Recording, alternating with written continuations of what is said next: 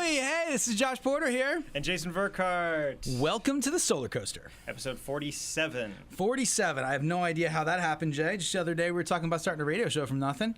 Yeah. We're, countdown number, what are we, like number 6 to the year-end episode? Yep. It'll be 52, a weekly show. Right around the single week for a year. You can do it, folks. If you want to start a radio show, right? You too. So we got a great show today with some amazing people. We actually were just talking a moment ago about how one of our major goals for the show was to have the utility come on and be a part of the program. And we're really fortunate to have Maui Electric President Sharon Suzuki here as our guest.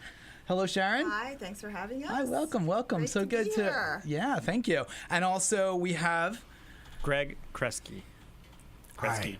Yeah, we'll get it right. Head of Renewable Energy. Is that correct? Yeah, but for Maui Electric. Nice. Renewable Energy Director, is that the correct? Yeah, Director of Director. Renewable Energy. Can I get a title for the coaster? It's like head of something. I like that. Yeah, head co-host. Cool. All right. So welcome to the Solar Coaster, folks. We got a great show ahead. We're going to kind of blast through housekeeping and jump right into our news and events, and then we hear all about. We got a great lineup of ideas and discussion points for Maui Electric. So we can't really express our appreciation enough for you to be here on the coaster. So thank you again. Thank you. Yeah, thanks for having us. All right, so should we get through our housekeeping, Jay? Yeah, let's do this. Okay, so we are the Solar Coaster, renewable energy themed talk show right here in lovely Maui County. We can be found here at KOI 1110 AM and a bunch of FM stations, which I've neglected to put on my my list here, and I should have learned for sure. We also have a great website. Jay, you want to tell us about the website? Sure. Go to solar-coaster.com. You can get all our previous shows. Scroll down a bit, and you can actually fill out the form and shoot us questions if you can't get on the air. You can also click on the YouTube live stream. Check us out live if you want to see what all these people look like. Click on the YouTube live link, and you can see us right now. We're out there. You can also listen live out on the internet if you don't happen to be in Maui at the time. Yeah, we've got some podcasts out there. We're on iTunes, TuneIn, Stitcher. So if you're a podcast person, do check us out there. We like to see, occasionally we get people downloading them from all around the country. That's kind of cool. We are a call-in show. For this show, we're going to ask to hold calls until about 1:40. That's our game plan, right, Jay? Yep.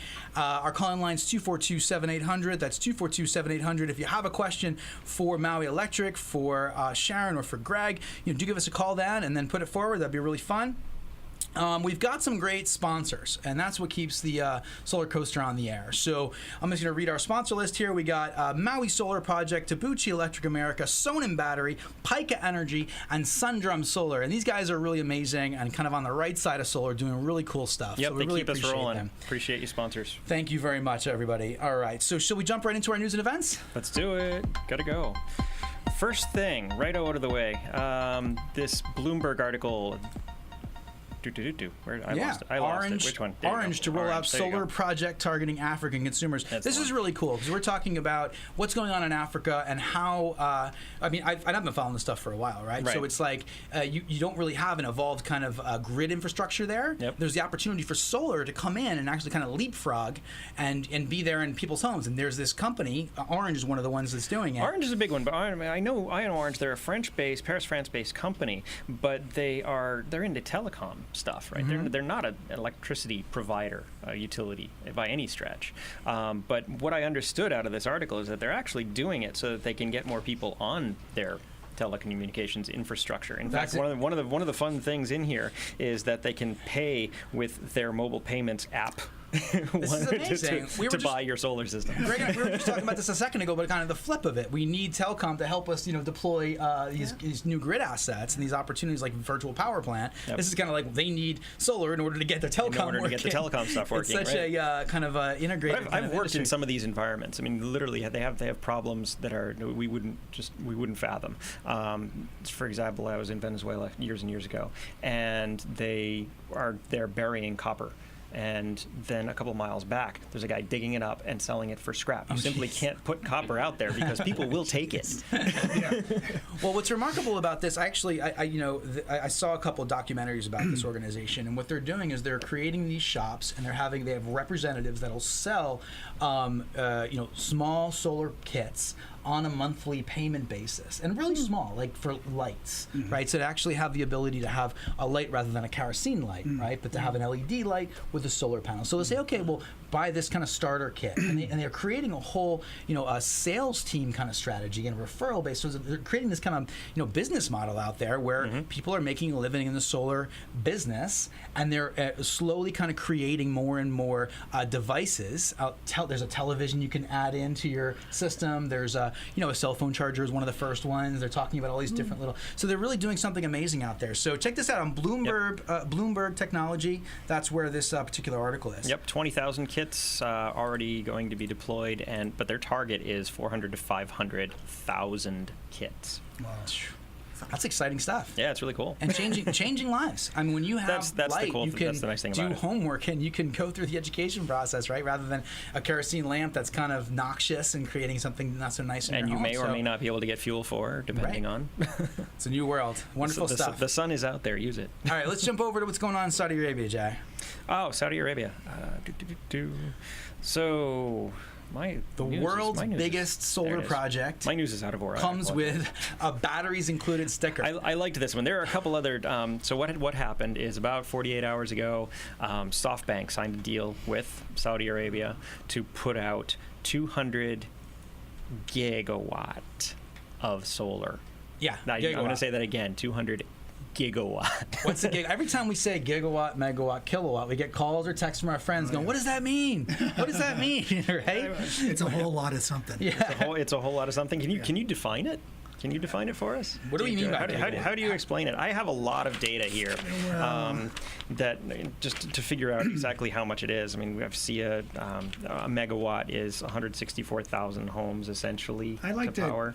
I like to relate it. Sorry, I like to relate it to something really tangible. So if people are familiar with like a 100-watt bulb, right? Mm-hmm. So that's how much energy it takes in order to power that bulb. Mm-hmm. So if you're looking at that on a bigger scale, you're looking at, 100 watt bulb, and then you're looking at 100 of those and 100, you're looking at this on a much bigger scale, and you start expanding that out and you keep on adding zeros to the end. So, I can't tell you what a gigawatt room would look like that has that many light bulbs that you could power, but right, it would be a really big building. I try to relate it to how many actual households it would be, because that's something you can kind of understand. If you live in a town with 10,000 houses, you can relate it to that. But it is, it's such a significant amount of power. I think it's larger than the entire renewable energies goal of India. Is that correct? Oh, you mean the 200 gigs? The 200 gig is larger Saudi Arabia. Yeah, because we read it last week, and it was something like 188, something like that, gigs for India. That was the goal, and they're currently at like around 20 or something. Mm-hmm. And so this is an individual project. And right before we got in here, Greg and I were chatting about it, going, is that concentrated photo?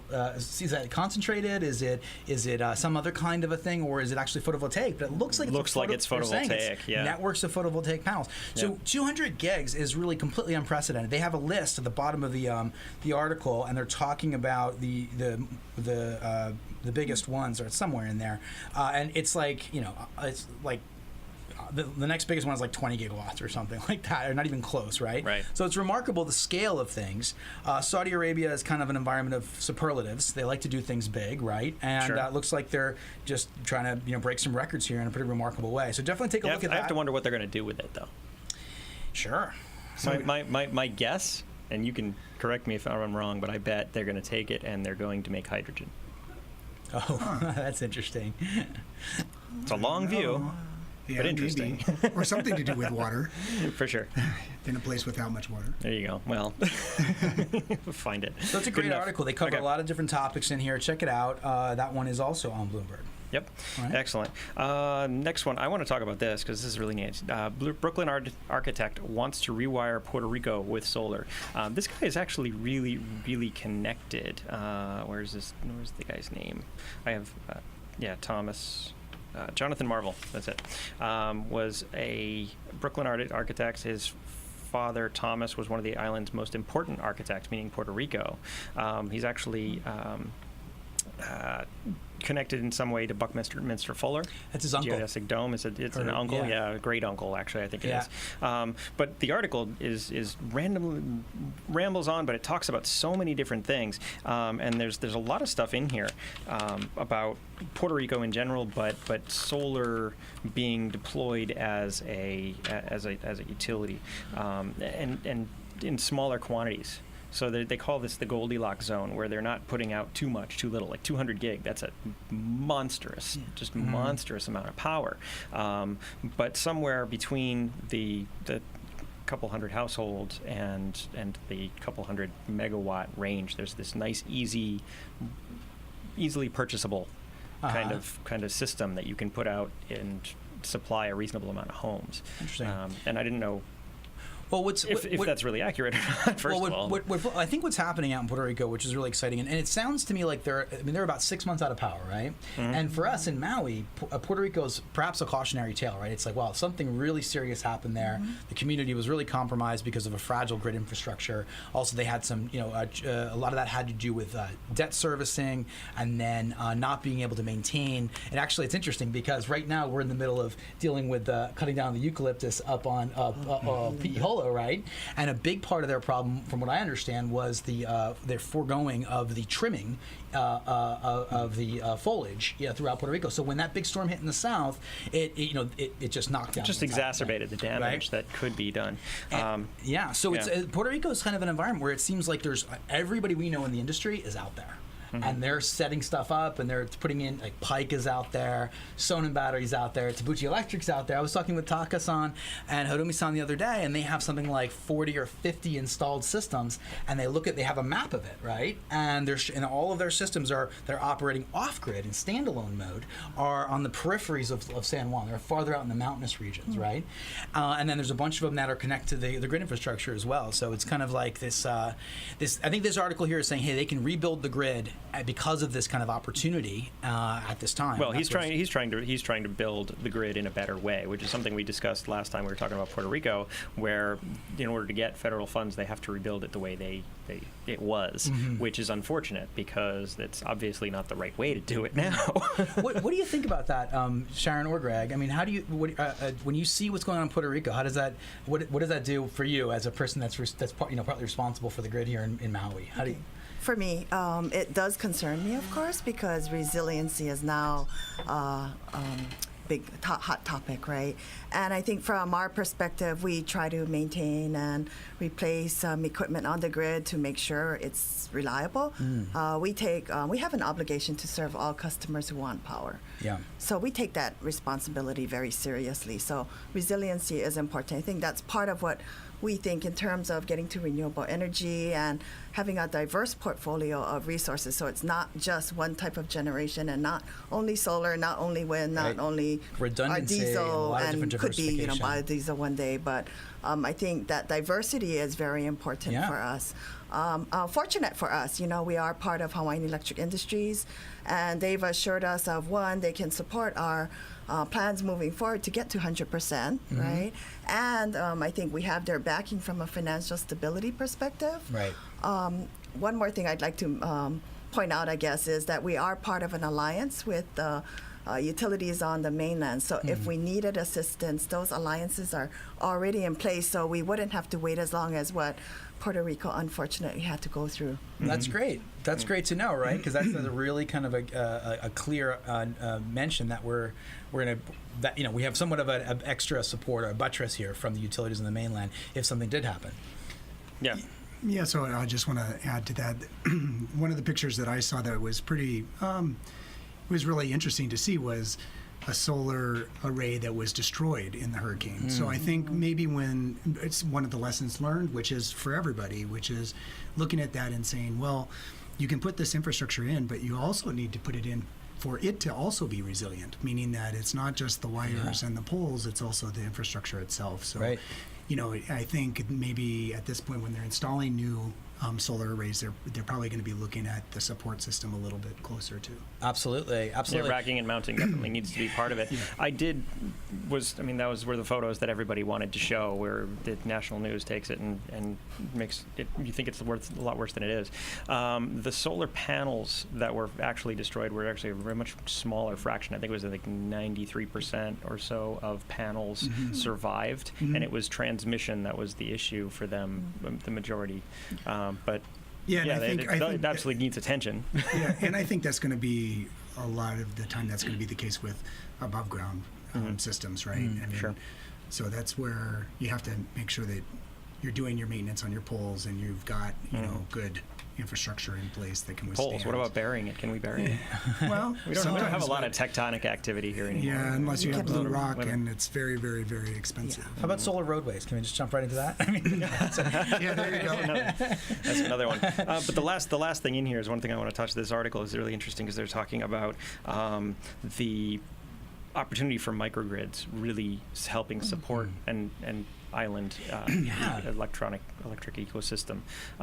What do you feel? How do you feel about microgrids at all? Do you feel about microgrids? Oh yeah, I mean that's part of the discussion too, sure. Right? So we are interested in microgrids that are still connected to the grid because if people start leaving the grid, we'll have fewer customers and there's still fixed costs, right, for maintaining the system. So I think what we want to do is find ways that can be fair to everyone, whether you're interested in investing in solar rooftop or a developer of a large-scale solar or other, renewable generator. I think we're interested in all of that, but microgrids, I believe, do play a role. And when we think about it, HANA, for example, a remote community, right? Yeah. So we have right now small diesel generators that can start up in the event that we lose the transmission to the city or the town.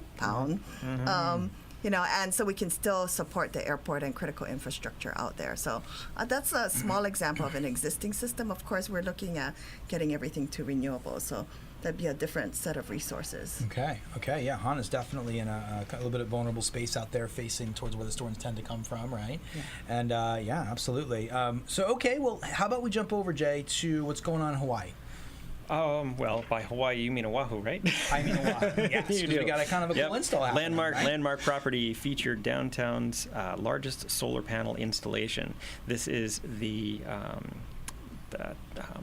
this is the Aloha Tower. Aloha Tower, right? Hawaii Pacific University. What I was going to say is a Hawaii Pacific University install. They've just upgraded, or they're in the process of upgrading to more than 660 kilowatts of PV right on the Aloha Tower. Absolutely gorgeous install. If you happen to go there, do check it out because when they're done, you're probably not going to notice it. I mean, it's great to see, and it looks like Holu Energy they're playing a role again. These fellas. In full disclosure, MSP has a little bit of a relationship with Holu, but they're certainly doing a tremendous amount of business out there. They've got a great business model, and they're bringing in deployed solar and storage assets and through PPAs all across the state, right? So they're making some really great headway, and that's congratulations to the guys out there, to Ted and all the rest of them. So nice job, guys. Estimated that they're going to save the university $1.7 million over the 20-year PPA. All right, there you go.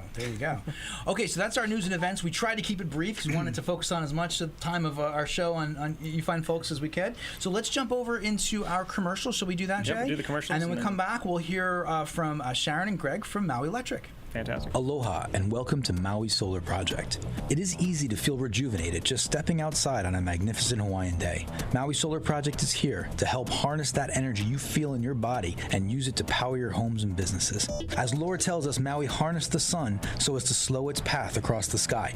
Join Maui Solar Project as we harness the sun's energy and slow Hawaii's dependence on fossil fuels. Call Maui Solar Project at 269-2352. MauiSolarProject.org.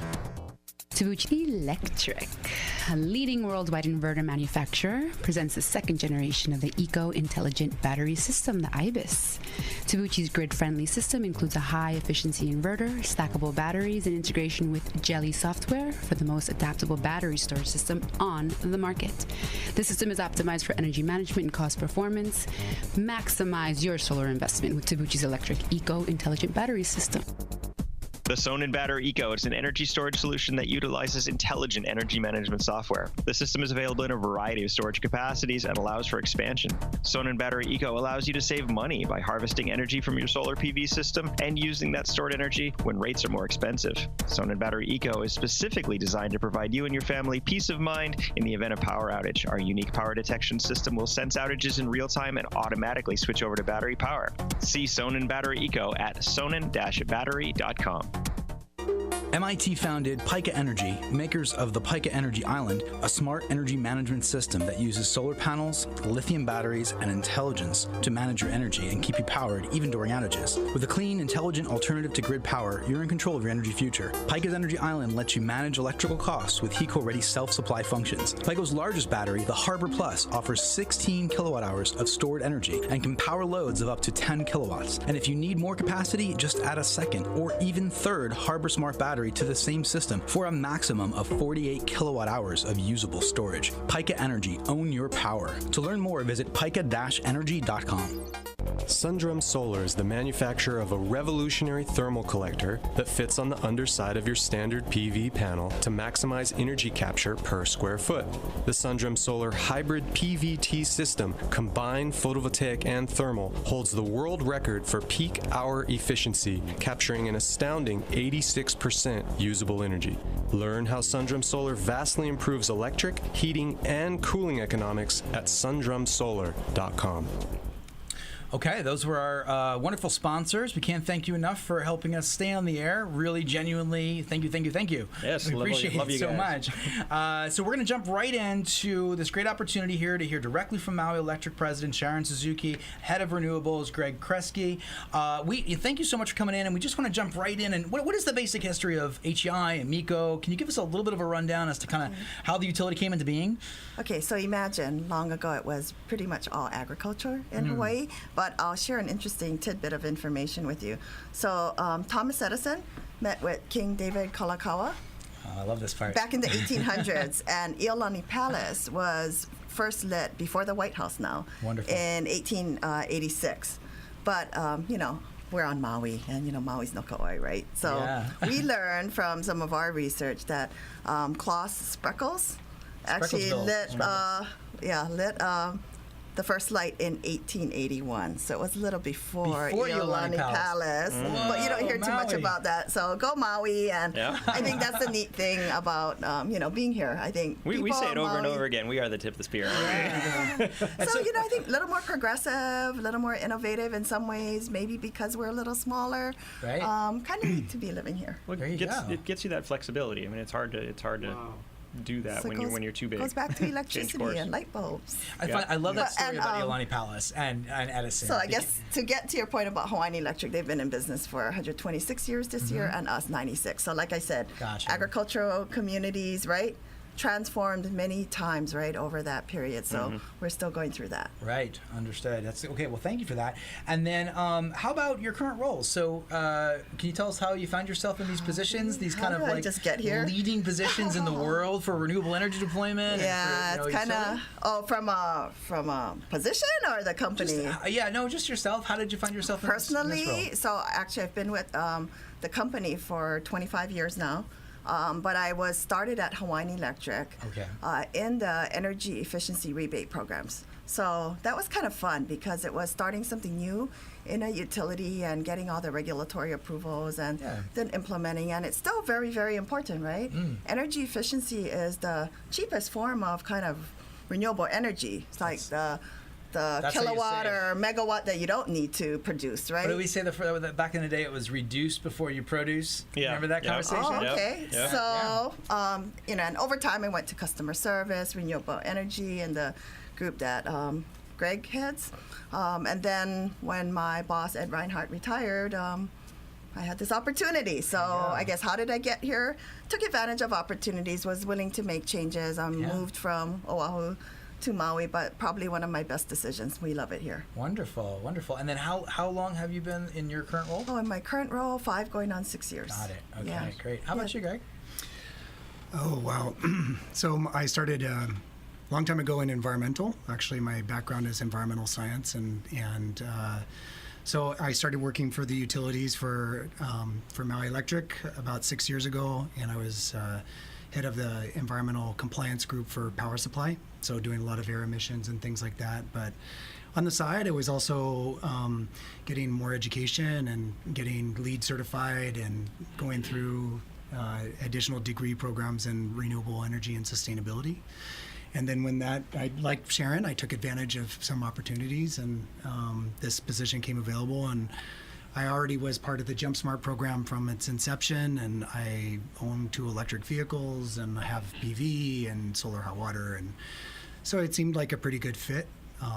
And so that's how I got into this very exciting position that I'm in right now. That was going to be one of my questions. Do you have PV and do you have an electric vehicle? I have everything. There you go. All the toys. All the toys. Okay, I have to fess up. I don't have an EV yet. I have a hybrid. Okay. I do have solar water heating, and I have a LEED silver home. Oh, all right. So there's a new utility program I hear about called CGS Plus, which maybe you might want to consider for your home. And I know a great installer called Maui Solar Project.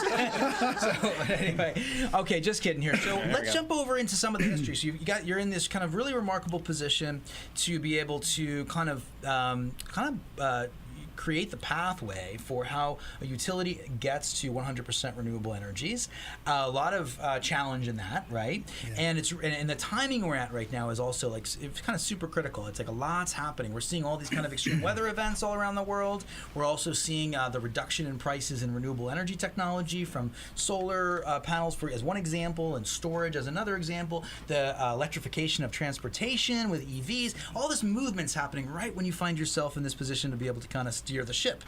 And so that's a really exciting time. So let's dig back a little bit to the NEM era when NEM started. I think NEM, if I understood correctly, was a legislated program from the ledge, right? And correct me if I'm wrong here, but that's just my basic understanding. And what was it like when NEM started? Was that like 2008 or 9 or something? When was that? Do you remember? I think it was even earlier. Than that. It's earlier I mean, than that. most people didn't really hear that much about it, right? But it was really to encourage customers to install solar systems, right? So that coupled with, economics with getting the retail rate, I guess, right? Yeah. Offsetting your bill usage, along with state and federal tax credits, was meant to kind of start the industry, right? Right. And then Greg probably can tell you more. We had number 14 NEM on the show. One of my old friends, Willie Shuken, and he was one of the first NEM. When I say NEM, I mean net energy metering. Right. That's what I mean by that. Right. So, what do you think about that era, Greg? Was it a surprise that it came online, or? Well, I get a lot of questions about how come we don't continue NEM, and the reason why is because I don't think from its inception on, it was never. From the outset, it was known that it wasn't going to be sustainable for everybody for all the time. So what it was really meant to do is, it was meant to really jumpstart, renewable energy and give it a kick that it needed in order to get people moving. And and it really took off here, especially because we have some of the highest rates in the nation, right, for electrical consumption or use. And so your return on investment is very fast. You look in other places that are experiencing, 8 cents, 5 cent energy, hydroelectric energy, or, something like that. You're not going to see PV. Hardly any PV, because and they're already on a quote-unquote renewable. Yeah, well, with hydro they are, but when you're talking nuclear or something like that, and they're not, but yet they still have cheap power. Right. Your return on investment is 18 years or something, and the panel life, or your system is only guaranteed for 10 or 20 or 15. So people figured out the economics in 08, 09, maybe 10, and then they said, well, this is a great deal. This is like a 3-year payback or a 4-year payback or something, and then it just kind of ramped. And I think we were probably arguably one of the first environments to get that kind of a ramp. And it became, and people weren't like, hey, what's photovoltaic anymore? They're like, oh, I got it. My auntie has it. My uncle has it. And my, whoever. So let's say we fast forward a little bit and we go to recently, just the last year or so, you find yourself in this position where a huge energy company called NextEra comes in and says, we're going to buy this utility. We're going to buy HEI, right? And what was that experience like? Okay, I'd say it was challenging, to say the least, right? But challenging from a perspective of it also presented a huge opportunity, right? Yeah. Because NextEra was into renewable energy. They had already deployed a lot of new technologies to make the system work with different types of renewable energy. And they had the kind of financial backing, right? They could have brought to us lower cost of capital, so lower financing costs, right? Economies of scale to the extent we can leverage their purchasing power and their expertise, right? So to some degree, that was the great opportunity. I think the challenge was, obviously it wasn't approved. But I mentioned this earlier, that HEI has assured us that they can finance our path to get to the 100% renewable energy. So we're still excited. And like you mentioned, I mean, there are a whole lot of things coming out, approvals of programs and projects and strategies that we've been putting before the Public Utilities Commission. So I think it is really an exciting time, and we are able to move forward.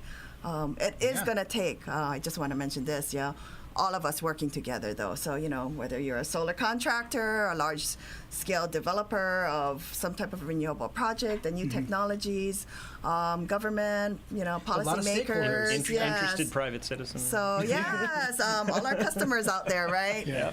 So we're gonna, have to just find ways to have these types of dialogues and educate and listen from different perspectives. Absolutely. So, well, thank you for that. So we're on this road to 100% renewable energies in 2045, as per Governor Ige's proclamation. Can I call it that? Signed, and that was it's a mandate. Yeah, mandate. Thank you. And that had a lot, and of course Hank had a lot to do with that at Blue Planet Foundation and encouraging that, I know, through various, I think, lobbying and stuff over the years. So we got this amazing goal set in front of us. We had Mary Arakawa on the show probably about a month or so ago, and he was just, he was a wealth of knowledge, and he said, I think we could hit 100% renewables in 5 years. He said that on the show. I was blown away by it. And he mentioned something called wheeling, right? And he said if wheeling kind of goes through the ledge, maybe that could actually kind of spur things on a bit. So that's a pretty big difference, right? 5 years as opposed to 2045 is, what is that, 20 years out plus? I mean, geez, that's quite a while.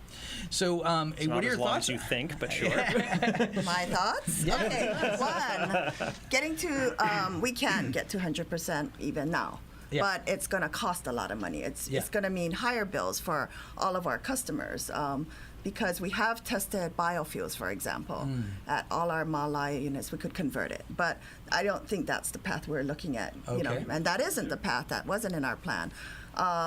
Wheeling may help the county by itself get to 100% quickly, right? Because they can source their facilities. But wheeling is actually not allowed in Hawaii. It means, right, having, say, a PV farm in a remote area and using that energy to offset the usage at the county building, for example. And what would happen is those people who struggle every day, in fact, the employees maybe of the county or in our resorts that are struggling to make ends meet, right, will end up carrying more of the fixed costs. So the key for something like that would be to have it priced right. Again, our challenge, the biggest challenge for me is balancing, keeping electricity affordable, getting to 100% renewable energy, and making sure we have reliable service to all customers. That's great. That's a great point. And I'd say if we had to choose like one topic that was probably on the forefront of everyone's mind, it's how much am I going to pay for energy, right? So do you have a sense of, do you think that renewable energy deployment, and you'd mentioned that if we really aggressively go for renewable energy deployment, that we're going to see higher rates because of the deployed asset cost, right? What are your thoughts on that? Can we balance those two things? Can we limit costs in the future and get renewable energy at the same time?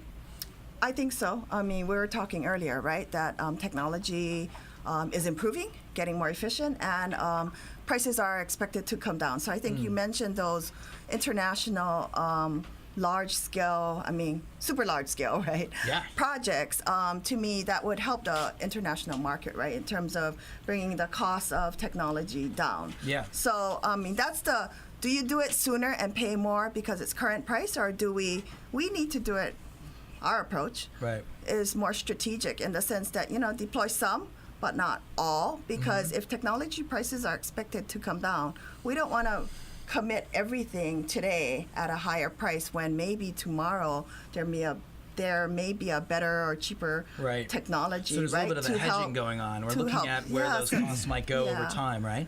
Excellent. Well, thank you so much for that. We have a caller, and we're going to take this call now and get a question. I think that's really what we want to do, is kind of bridge the community and Maui Electric and the coaster and everything. So, hey, aloha. This is the Solar Coaster. Can you hear us okay? Yes, thank you. Can you hear me? We hear you great. Yes, I had a question for the guests on your program, and that has to do with the windmills on the hill. When that first was proposed and supported by the local government, many people were kind of outraged that a private development of energy would go on that hill. And then the administration at that time was the Arakawa 1 administration, and he came out with a statement that it's going to supply 13% of our energy needs, and that was on the front page of the Maui News. I wanted to know if there has been a benefit, who's received the benefit, and if there was a way for the ongoing portion of profits that are generated to this private company, if perhaps there could be a line item on our bills where the customers of MECO get some kind of a discount or something on a quarterly or monthly basis based on that public utility out there, the public mountains being used for a private energy production business. Got it. Hey, well, thank you so much for the call. We really appreciate it. We're going to take it offline, and we'll answer your call now. So thanks so much for calling in. We really appreciate it. Thank you. Well, there's a whole bunch of different aspects to answering that question. One is that we have purchase power agreements with entities that come to the utility to supply power. And in order for us to engage in those purchase power agreements, the PPAs, they have to show that they're going to provide a benefit to the customer and the ratepayer. So one of the aspects of that is that wind and photovoltaic right now, they're called variable sources of energy. And this kind of gets back to, when we're talking about 100% renewable energy goal, we have to look that means beyond those times when maybe the sun is shining, what do you do for the rest of the day with your other energy needs when there isn't production? And so with the wind PPA, the biggest portion on our bill right now is fuel cost, because we still are very diesel generator based. The wind energy, it's the same thing that has kind of happened with other PPAs and other projects. As you add more, the first ones are more expensive, and then as more and more come on, they get cheaper and cheaper. Those costs, get passed on to, or the benefits of those get passed on to, and the reduced rates get passed on to the customers. So that is mixed into the total, what it takes to deliver the energy, as well as with the wires and, all the maintenance and operations that it takes to deliver energy on a regular, full basis, reliable, safe energy.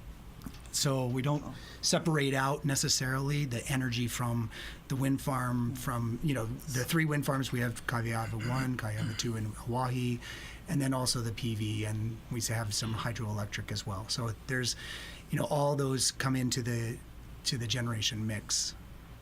I just wanted to add that Maui Electric does not make any money off of the purchase power agreements or, arrangement with these third-party developers. So it's a straight pass-through. I mean, the benefit, I think, is that we've reduced our oil consumption by quite a bit over the years, and we've been able to take 95% of the wind that's being generated by changing how we operate our fossil units. 95%, that's a big number. Yes, Yeah, right. yes, because it wasn't always at that rate, but we work really hard to change how we operate as little fossil units as we have to when the demand for electricity is low. So thank you very much for those answers. So my recap here is that the introduction of maybe third-party PPAs for renewable energy projects reduces the need to buy fuel, and that maybe as an aggregate and all the different ones that you've got up and running is passed through to the customer. So the end rate that we're getting, there is some savings in there as a result of that. Is that basically what I heard? Yeah. Yeah, and I think it's a little bit more. Right now is a really difficult time to see some of that because oil prices are so cheap right now. When the barrel price was up at $100 a barrel, you're going to see a lot more of that. But when it's down at 50 or lower, half that price, it makes it much more difficult because the price point is that much lower for diesel. I'm really interested in understanding something. Can you give us a sense on what type of, because from a decarbonization perspective, also a general community financial health perspective, when we export money for fuel costs, that has a massive impact on our community, right? So can you give us a sense on how much fuel is being purchased here for Maui or used for Maui, and then what kind of reductions maybe we've seen as a result of the implementation of all this renewable energy? Well, I used to have to do these calculations for when I was working on air permitting, because we would calculate our emissions, based on the fuel consumption. We've seen a drastic decrease in fuel consumption. We've seen savings of millions of barrels of oil a year from having renewables, and we're just going to continue to see that as it offsets more and more of the fossil fuel generation. You're going to see more and more fuel savings and reduction of that, the emissions, as well as the need for the fossil fuels. So we're seeing those increases. You're seeing basically this very sharp drop from 2011 to now. We're seeing, I think in our most recent sustainability report, we saw there was about, I want to say it was about 3 million barrels in savings. Okay. Over that many years, or just the past year, year on year? From 11 to No, now. so we went from 11 annually 2011. to now about 8 million. Okay. So all of that. What's interesting, you just said also, is that all of those figures are published online. Where can our listeners access that if they want to go online and see those numbers? Yep. So you can go to HawaiianElectric.com or MauiElectric.com or Hawaiian Electric Light. We have the sustainability reports, as well as updates to. We also file our renewable energy portfolio, the standard, the rates that we've achieved, and how much we've received in renewable energy each year. So those are available also on with the PUC. We file that with the PUC every year. Great. Okay, so we talked a lot about some kind of macro level things that are going on in the utility and then our community. Let's try to hone in on some of the things that our listeners, I think, are really interested in learning, and that's the new programs that you have, and specifically, the timelines for application for some of these programs. Because I don't know if it gets to you right out really quickly, but I can tell you as an installer as well, there's a massive appetite right now in our community for solar. People are just like, when can I get more solar for NEM expansion? What's the deal with CGS Plus? Is NEM Export? What's that all about? And then what's the other one? CSS, the kind of the big one, right? So can you describe some of the programs? Can you give us a sense for what they're about? And summarize, please. Wow. Okay, I'm going to try my best. Well, okay, so I know there was a question previously about kind of applications that wouldn't take as much time and would be able to move faster, and the CSS program was specifically tried to do that with. It's called customer self-supply, and basically what it has in it is that you pretty much there are some applications that don't have a battery component to it, but most of them do, and basically it says you're not going to export anything to the grid. So you have kind of this net, zero. You can still pull energy from the grid when you need it, so you're grid tied, but you don't export any energy to the grid. So it's not like a net energy metering where if you're not at home and you're producing and it's coming across the meter, it's coming back to the grid. This one is, you put it into the battery, it's stored in the battery, you use it later, and then you offset your own use first. Right. That's CSS. That program is still open and available. Is there a cap on that? Is it unlimited? Is there we have actually a question from one of our salesmen / clients. Mr. Gary Carmichael submitted a question saying that he had put in his application in December for CSS, right, but that it had been delayed, and he was kind of surprised by that. So do you see the ability to move these things in a certain time frame, and then are there limits or caps, or are you doing studies that could determine whether or not something can be approved? I mean, where does that fit? Yeah, so right now we're updating the models for all of our circuits, and a lot of that is because what we used to use as a standard previously to look at applications and make sure that they're going to be safe on the grid and be able to have capacity. Capacity meaning that there's room for your system to come on the grid without compromising the other systems or your neighbor. Come on the grid, or you have your base load disappear. Yeah, or have you. And in the case of Molokai, that is a really big issue for us. We have a system issue, which is we've got too much energy that is produced in the middle of the day, and we can't afford to lose load, meaning we can't afford for people to turn everything off, and then all of a sudden we don't have any place to send the energy. So right now we're dealing with having to update these models that have over time evolved.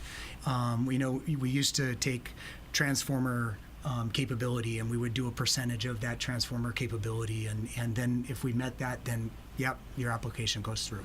Now we're having to actually deploy, because we have this is my educational perspective, which is trying to let people know about the grid and how it was originally designed. It was designed for one-way power flow. You know, we sent out electrons, they were consumed in the house, and then we sent it down the lines to you. Now we have energy being generated all over the place, and we used to have these situations where there would be some losses, and the energy would kind of decrease at the end of a circuit, at the end of a line. And now we're finding that we actually have more energy at the end of the line than we do maybe at the beginning of the line. So we're having this two-way power flow. And so what's happening with that is these circuits have to be looked at it from a different perspective, and we're actually deploying monitoring devices on these circuits and on the poles and wires to make sure that we're not going to compromise the reliability and safety of those. So even though CSS, it still has to go through a technical review, it does bypass a whole bunch of the screens, but it's also getting to those and making sure that they're all processed in the order that they're So coming what's in. the basic, thank you for that, that's a very thorough explanation. So what's the basic timeline for a CSS application? Because these are the kinds of things that are really kind of salient in people's minds, right? So is it about a month, is it about 2 months, or does it vary? Well, so this is really important for customers to know, because a lot of times the customer thinks that we're involved from the very beginning, and so it's important to note that from the time that your contractor talks to you about the system to the time that we may receive the application to the time it's actually reviewed, it could be 6 months, but our portion of that might only be a month, or it might be 45 days. So I think the CSS ones are moving through in around that amount of time. They're coming through, like the guy who sent you the question, Mr. Carmichael. Yeah. I would expect that maybe by now he's got some decision on that CSS. So with the CGS Plus and some of the other ones that are coming along, they have some of these other functions in them. Like Smart Export is based on the inverter and actually doing some programming in the inverter. Same thing with some of the other options is, having the inverter do some of these automatic functions that will see the energy, will be able to correct for some of the energy concerns, and then be able to add customers sooner.